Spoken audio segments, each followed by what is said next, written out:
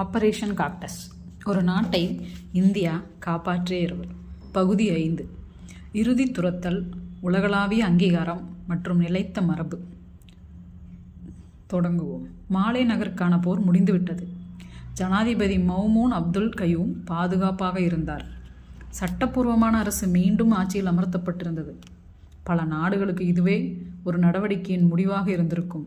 ஆனால் இந்தியாவை பொறுத்தவரை பணி இன்னும் முடியவில்லை. ஆட்சி கவிழ்ப்பிற்கு காரணமானவர்கள் இன்னும் சுதந்திரமாக இருந்தனர். அதிலும் மோசமாக அவர்கள் ஒரு வணிகக் கப்பலில் அப்பாவி மக்களை பிணை கைதிகளாக வைத்திருந்தனர்.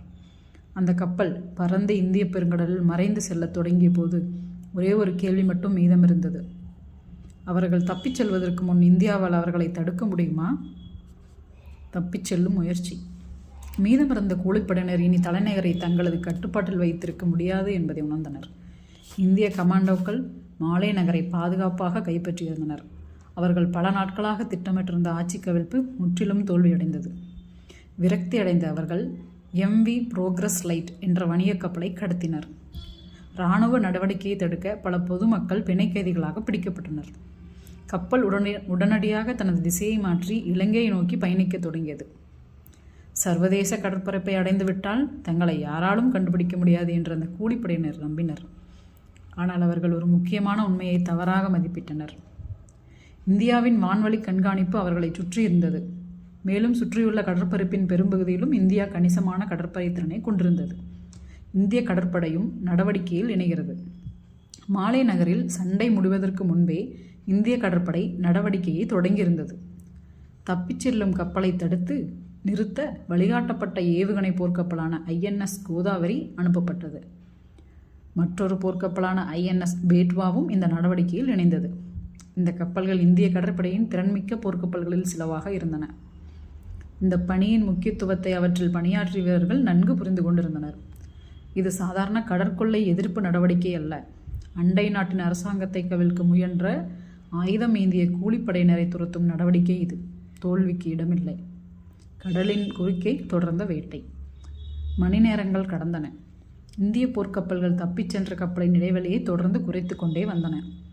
ரேடார் இயக்குநர்கள் இடைவிடாமல் தேடுதல் நடத்தினர். தகவல் தொடர்பு அதிகாரிகள் கடற்படை தலைமையகத்துடன் ஒருங்கிணைந்து செயல்பட்டனர். விமானங்கள் மற்றும் கண்காணிப்பு அறிக்கைகள் மூலம் தேடுதல் பகுதி படிப்படியாக குறைக்கப்பட்டது. இறுதியாக ரேடாரில் ஒரு சந்தேகத்திற்கிடமான கப்பல் தென்பட்டது. அதன் விவரம் கடத்தப்பட்ட வணிகக் கப்பலுடன் ஒத்துப்போனது. இறுதி துரத்தல் தொடங்கி இருந்தது. நேருக்கு நேர். இந்திய கடற்படை வானொலி மூலம் அந்த கப்பலுடன் தொடர்பை ஏற்படுத்தியது. கப்பலை உடனடியாக நிறுத்துமாறு கூலிப்படையினருக்கு உத்தரவிடப்பட்டது. எந்த பதிலும் இல்லை. அதற்கு பதிலாக பிணை கைதிகளுடன் இருந்த கப்பல் முழு வேகத்தில் தொடர்ந்து சென்றது.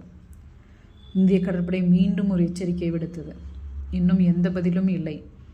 இப்போது இந்திய கடற்படை தளபதிகள் ஒரு கடினமான முடிவை எதிர்கொள்ள வேண்டியிருந்தது. கப்பலில் பிணை கைதிகள் இருந்தனர். அவசரமாகவோ அல்லது கவனக்குறைவாகவோ எடுக்கப்படும் எந்த நடவடிக்கையும் அப்பாவி மக்களின் உயிருக்கு ஆபத்தை ஏற்படுத்தக்கூடும். எனவே இந்திய கடற்படை தனது போர்க்கப்பல்களை மிகுந்த கவனத்துடன் நிலைநிறுத்தியது. தப்பிச் செல்லக்கூடிய அனைத்து வழிகளும் அடைக்கப்பட்டன. விரைவில் கூலிப்படையினர் உண்மையை புரிந்து கொண்டனர். அவர்கள் முற்றிலும் சுற்றி வளைக்கப்பட்டிருந்தனர். ஆட்சி கவிழ்ப்பின் முடிவு.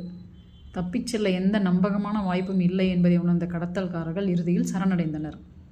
இந்திய கடற்படை வீரர்கள் கப்பலில் ஏறினர். ஒவ்வொரு கூலிப்படையினரும் ஆயுதங்களை ஒப்படைத்து நிராயுத பாணிகளாக்கப்பட்டனர். பிணை கைதிகள் அனைவரும் பாதுகாப்பாக மீட்கப்பட்டனர். கடத்தப்பட்ட கப்பல் மீண்டும் இந்திய கடற்படையின் கட்டுப்பாட்டுக்குள் கொண்டு வரப்பட்டது.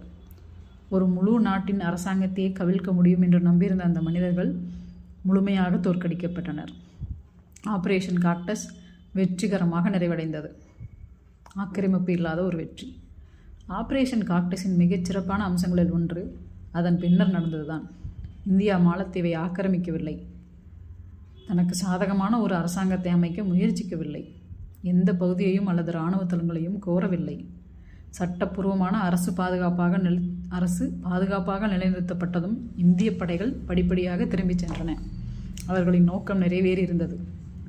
அவர்கள் ஒரு அண்டை நாட்டின் வேண்டுகோளுக்கு பதிலளித்தனர். அரசியலமைப்பு சட்டத்தின்படி செயல்படும் அரசாங்கத்தை மீண்டும் நிலைநிறுத்தினர். பின்னர்